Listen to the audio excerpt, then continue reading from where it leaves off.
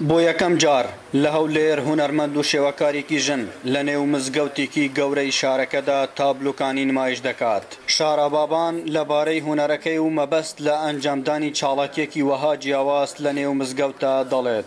دوو ڕەگەم هەڵبژاردووە، دوو ڕێگیشیان سروشت و ژینگە ببورە ژن و ژینگەیە کە هەردووکیان گرێدراوی بەردەوامیشیانن کە هەردووکیان بەداخۆ لە ئێستاە لە مەترسێکی گەورەیان پێویستە لە هەر شوێنێک بێت ئەم دوو ڕەگا بپارێزرێت و بە جوانی مەعاملەی لەگەڵا بکرێت کە ئێستا لە تونند و تویژێکی گەورەیە ئەیبینینەوە و خۆشحاڵم کە زۆرێک لە مامۆستایان بەژار بوون لەم ئیشیاوە بۆ پێشم خۆشە ئەمە ببێتە کللتورێک من یەکەم کەس نەبم و ئاخر کەسیش نەبم.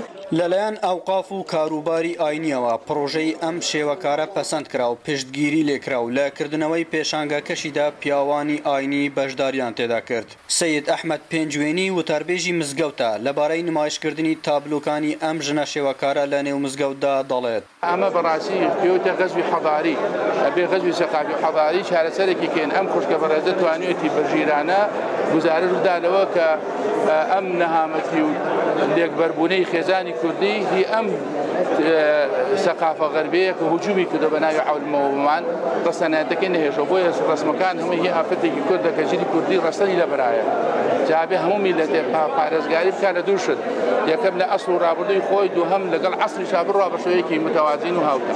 جێی ئاماژە بۆکردنە بڕیار وایە لە داهاتوودا لە نێو مزگەوتێکی شاری دهۆکیشدا ئەم تابلۆیانە نمایش بکات.